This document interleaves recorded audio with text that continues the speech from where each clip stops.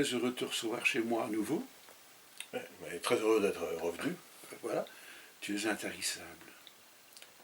Ouais, comme je t'ai déjà expliqué, j'ai commencé très tard, donc il faut que je rattrape le temps perdu, quoi. Oui, d'accord. Mais enfin, ici, bon, allez, tu nous plonges dans tous les éléments, dans les airs, Mhm.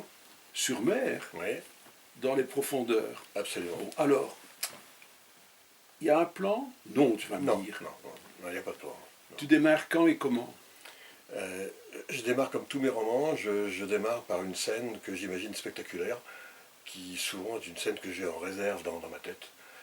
Là, j'ai un petit peu triché parce que j'ai commencé par la scène où l'avion s'écrase sur un glacier, mais très vite derrière, il y a la scène où on voit trois cadavres se détacher d'un iceberg se rompt du front de glace d'un glacier, et ça, je l'ai dans la tête depuis très longtemps, donc je démarre par ça. Mhm. D'accord. Ben alors, tu démarres comme ça, mais ce qui est... On est dans l'avion.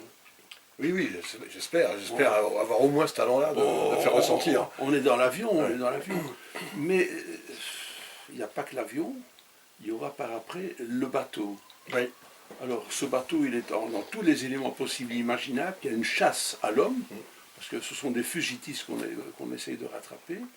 Tu as vécu ce genre d'expérience Alors, sur un bateau? moi, j'ai vécu ça sur le bateau. Alors, en fait, quand je suis parti pour mon grand voyage, entre guillemets, initiatique, je suis parti d'Islande en 74, et je suis parti d'Islande à bord d'un bateau qui était le bateau jumeau de la Calypso de Cousteau, un vieux dragueur de mine américain, construit au Canada mais américain.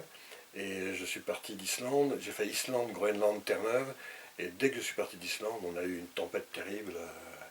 Et donc je me suis servi de mes souvenirs propres à cette traversée qui a été terrible, pour reconstituer ce qui en fait est un vrai fait divers islandais, parce que l'histoire de la Titanica avec les pêcheurs groenlandais qui l'enlèvent, qui la violent probablement, qui la tuent probablement, c'est un vrai fait divers islandais. Donc j'avais la structure du fait divers, et j'ai mis dessus mes impressions de tempête. Le titre apparaît quand, lui? Le titre Chromavisur, Oui. il apparaît assez tard. En fait, avant, j'ai travaillé sur un autre titre dont je serais incapable de te donner la prononciation islandaise, qui est un mot particulier qui n'existe pas en français, qui est un mot qui décrit un instant comme la seconde qui suit l'arrêt d'un pleur d'enfant, le silence qui suit l'arrêt d'un pleur d'enfant, ou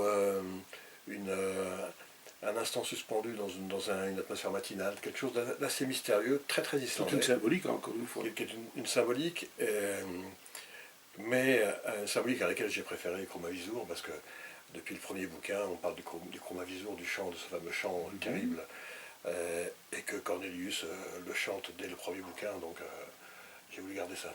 Un sacré personnage, Cornelius. C'est un personnage que tu vois dans le miroir, tout compte fait. Tu t'associes à lui un peu? Alors, je pense que, comme Yerol Delger, Cornelius est quelqu'un que de temps en temps j'aimerais bien être. D'accord, quelqu'un voilà. qui n'a pas peur de rentrer dans l'art, qui a des bonnes grosses mains pour mettre des bonnes grosses baffes. Quelquefois, on a vraiment envie de faire ça. Et puis après, en dehors de ça, il y a probablement une partie de moi là-dedans, de ce désir en tous les cas. Après, c'est un personnage que je construis surtout par rapport au pays. C'est un pays. D'accord. En général, dans ce genre de polar, ce sont des personnages qui ressemblent à leur pays, qui sont, si tu veux, de la même veine. Et quand je parle de Cornelius, je parle de l'Islande. Quand je parle de l'Islande, je parle de Cornelius. Exactement comme je faisais avec Yerol Delger. Yerol Delger, c'est la Mongolie, et la Mongolie, c'est Yerol Delger. D'accord. L'histoire de gros sous à nouveau. Pardon? Une histoire de gros sous. Oui, oui, il y a une histoire de gros sous, parce que... Ça fait partie de l'intrigue dès le départ. Ça fait partie de l'intrigue dès le départ, mais ce à quoi ça se rattache, c'est le mystère, évidemment. Oui, mais c'est quelque chose de vrai. C'est-à-dire que cette histoire, sans trop dévoiler, entre le Danemark et le Groenland, ça a existé, véritablement. Tout ce que je raconte sur le Groenland a existé, la base secrète américaine, etc. Et tout cet argent que les Américains, les services secrets américains ont déversé sur le Danemark pour qu'il se taise, pour que la classe politique danoise en général se taise, c'est aussi vrai. Ce que j'aime bien chez toi, c'est qu'on n'est pas noyé par les personnages. Tu as quelques piliers phares qui sont là, et tu tricotes autour, quoi. Ouais. Et là, je dois dire, on prend parti pour l'un ou pour l'autre, on crée créer peut-être des liens avec certains et pas avec d'autres. C'est voulu dès le départ aussi de rendre des personnages vraiment très virulents parfois, ou bien très... Rien n'est voulu au départ, puisque j'écris sans aucun plan. Donc rien n'est voulu au départ, ni les personnages, ni les situations.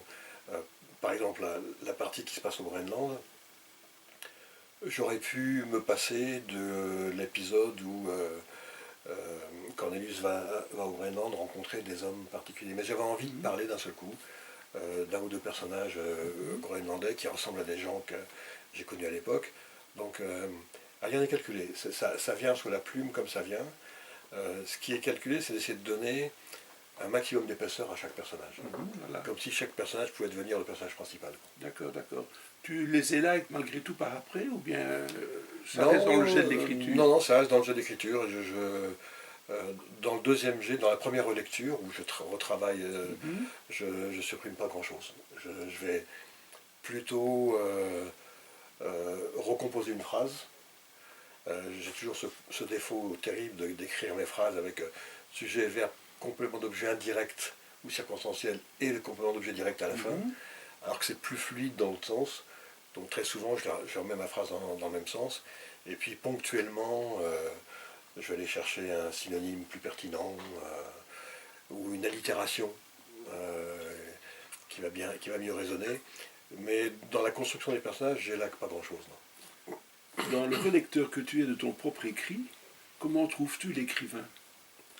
Je reconnais dans l'écrivain tous ses tics d'écriture et ses défauts d'écriture. Ces défauts, tu les repères encore? Oui, tu sais, un tic d'écriture, ça revient malgré l'effort que tu fais pour le contenir. Le plus courant, j'ai beaucoup de petits dans mes livres, toi.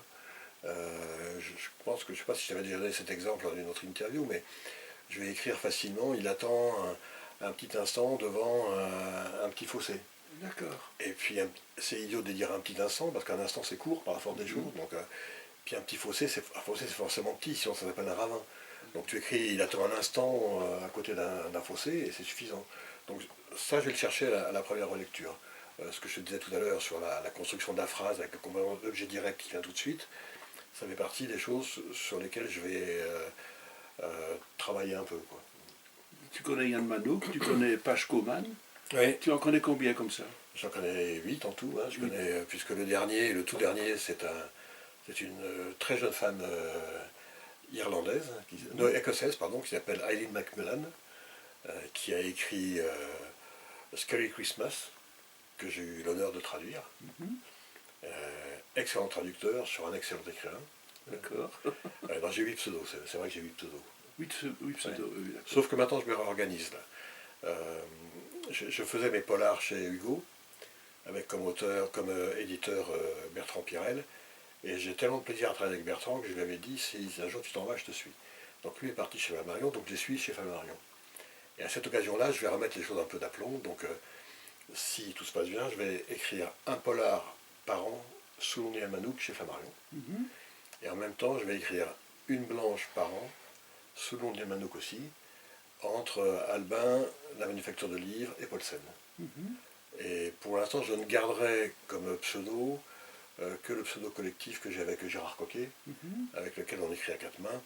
Donc, normalement, si tout se passe bien, je devrais revenir à une production de 2 livres par an, sous le nom de Yann Manouk, un noir, une blanche, et un livre par an sous mon collectif de Patch Command, qui peut être n'importe quoi, puisque le principe de Patch Command, c'est de changer de genre, de changer de type d'écriture, et de changer de type de travail à 4 mains. Et donc le prochain, alors que le premier est un roman à l'anglaise, entre l'Angleterre, l'Écosse et l'Irlande, le deuxième est un roman d'aventure pur et dur entre l'Irlande et l'Outaouais, le Québec français. Le troisième qui va sortir en juillet, c'est un drame provençal. Donc on est vraiment en dehors de tous les cadres. Oui, mais donc c'est le même relecteur qui est là, mais il a des écrivains différents. Tu parviens à ne pas les mélanger l'un l'autre? Il faut croire que oui. Il faut croire que oui. Mais à un moment donné, tu te mets de rire, tu dis, oh là, stop, attention, tu dévies un peu, tu risques de dévier, ou bien ça peut arriver, ça? Pas dans le style. Non, pas dans le style. Pas dans le style, quelquefois dans la construction. D'accord. Quelquefois, je me dis, attention, tu vas retomber dans quelque chose que tu as d'une certaine façon abordé dans une trilogie précédente. Mhm. Par exemple, dans Cornelius, la trilogie islandaise, j'ai fait attention de ne pas tomber dans des situations que j'avais échafaudées dans la trilogie mongole. Mhm. Ça, j'essaie de faire attention. C'est pas toujours facile parce que les structures sont un peu similaires, toi. Mhm. Ça, je fais attention. Mais dans l'écriture, mon premier jet, il est bon à 90%, quoi. À quand un livre de cuisine? Parce que tu voyages beaucoup. Bon, je présume que chaque Ouais. région a sa cuisine propre. Tu as déjà eu envie de faire ce genre d'ouvrage, ce genre d'exercice? Ouais, moi, j'ai envie d'écrire un tout, quoi. Je voudrais bien tout écrire. Je voudrais bien écrire une romance, je voudrais bien écrire un feel-good book, je voudrais bien écrire n'importe quoi. Dans le temps qui m'est imparti. Oui, d'accord. Oui. Et le livre de cuisine, j'y ai pensé, mais c'est une fausse bonne idée, quoi. C'est une fausse bonne idée. Ouais. Autant mettre des recettes de cuisine, de vraies recettes de cuisine dans mes livres, Oui. libre au lecteur de les essayer, quoi. Mais non, j'essaye d'être assez intransigeant avec ce que j'écris pour ne pas écrire des livres opportunistes. J'ai pas besoin de ça. J'ai assez de projets d'écriture purs et durs. Oui, mais ton lecteur, lui, il a peut-être envie. Oui, peut-être, mais dans ce cas-là, il vient en signature, il me pose des questions et je lui donne la recette.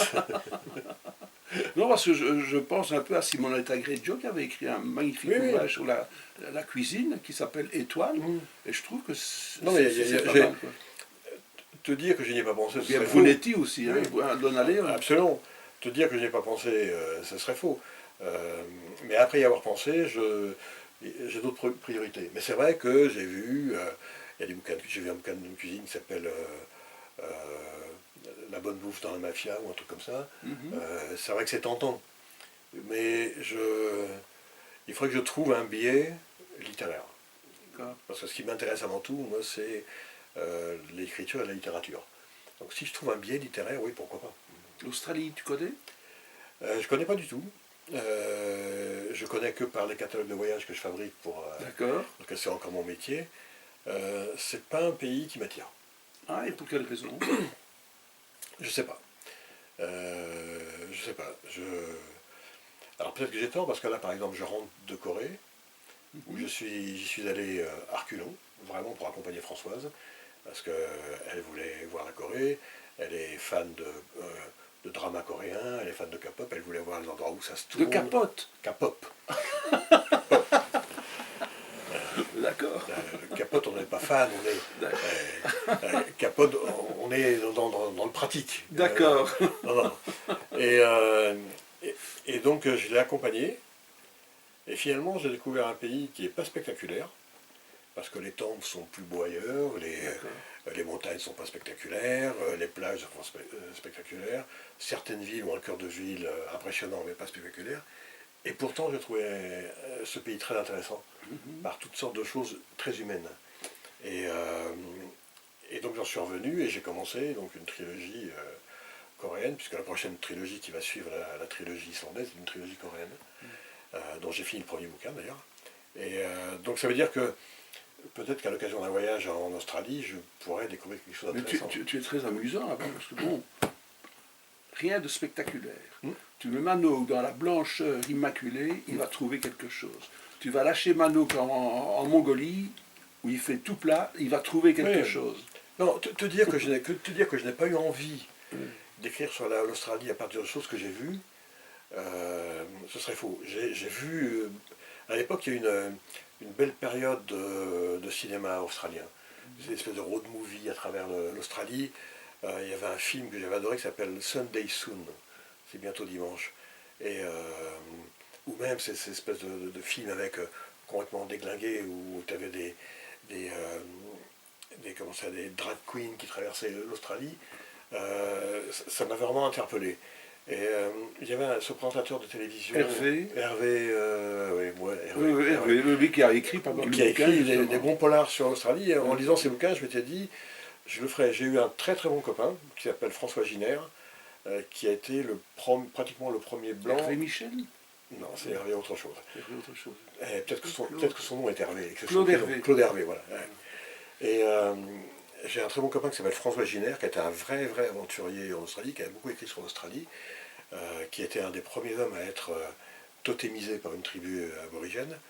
Et oui, mais il y a quelque chose dans le comportement social qui me dérange un peu. Je ne sais pas quoi Parce encore. que j'ai des origines australiennes, mon grand-père est un Australien qui est venu en 14-18. Ça doit être pour ça. C'est peut-être pour ça. Quoi. Peut-être pour ça. Et Nouvelle-Zélande est un très beau pays aussi. Oui, Quoi. Nouvelle-Zélande, j'ai très envie d'y aller, oui, par contre. Ouais. Mais ce serait une rupture par rapport à ce que j'ai fait jusqu'ici. Oui, justement, Jusqu'ici, si tu veux, sur des pays où j'ai aimé voyager plus jeune. Pour l'instant, la Corée est le premier pays, je ne suis pas allé pour écrire. D'accord. Mais si tu veux, l'écriture va venir après un voyage encore. Et si je me tournais vers l'Australie, ce serait... Tu prends une planche à voile avant. Ouais. On a un neveu qui habite là. Hein. Aller dans un pays pour écrire spécifiquement sur le pays. Donc, D'accord. je sais pas, enfin, il y a assez de choses encore. Pour l'instant, je pars sur une trilogie coréenne. Donc, a priori, j'ai encore 3 ans sur la Corée. Après, on verra. L'Amérique latine ne te manque pas? Si, beaucoup. Beaucoup. La Patagonie me manque, le Brésil me manque, quel que soit l'environnement. Buenos Aires comme ville me manque. D'accord. Mon fils habite au Pérou, à Lima, lui. Oui, oui.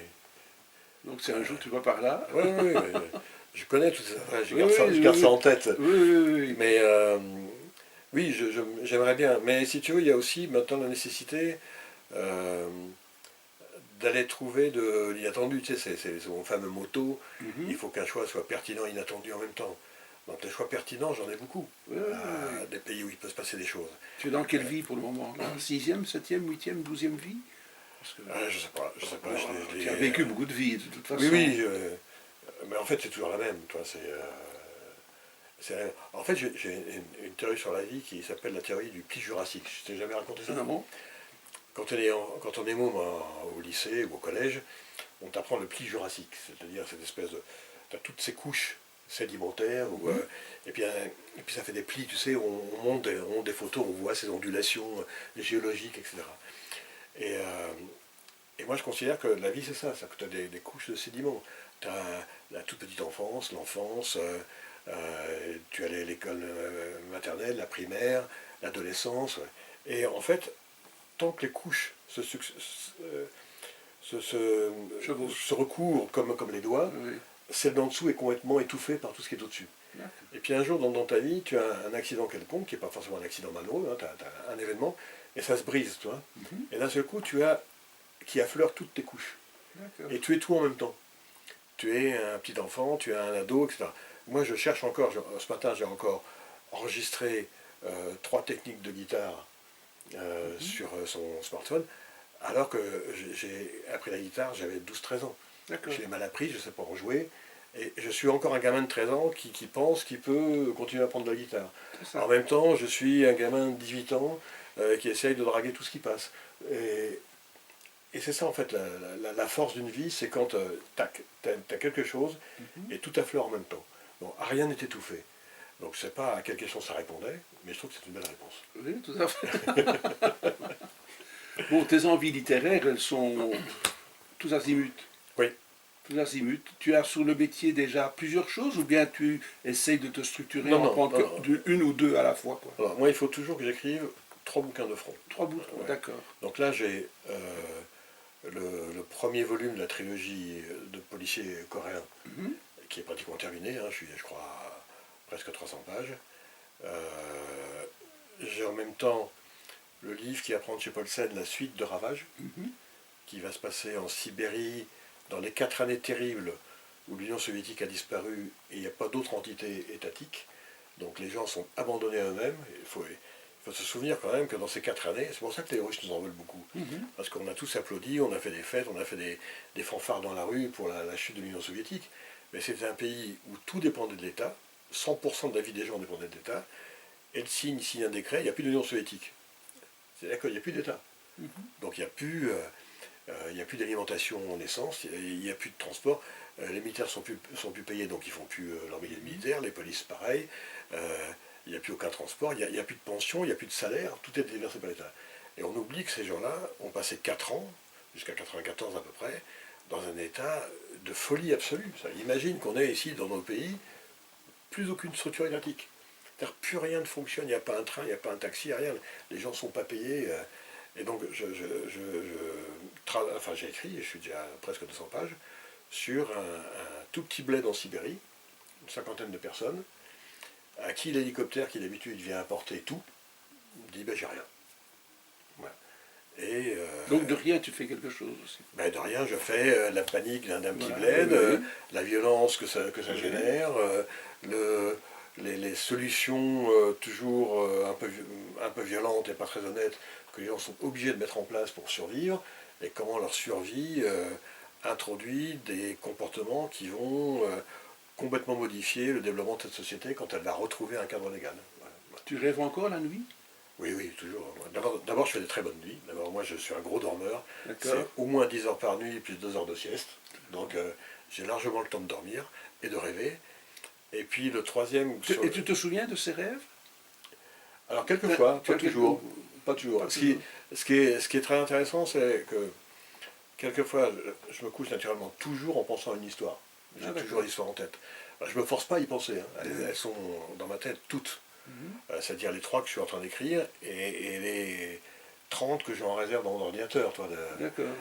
30 que j'en réserve. Oui, et quand je parle avec Gérard Coquet, par Oui. exemple, quand on fait 1 heure et demie pour aller en voiture à un festival, la dernière fois, en 1 heure et demie, on a développé 9 histoires qu'on choisira ou qu'on ne choisira pas d'écrire un jour.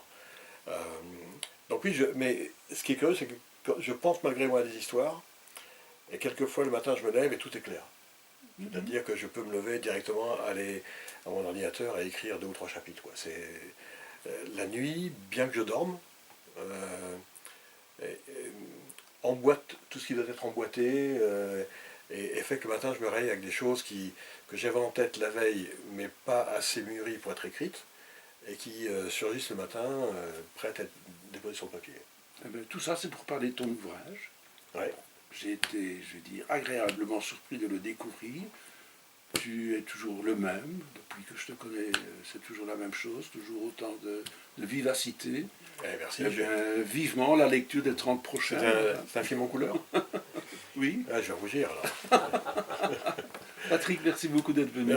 Merci à toi. Et bon retour chez toi. Merci. Et bisous à François. Oui, bien sûr, tu penses bien.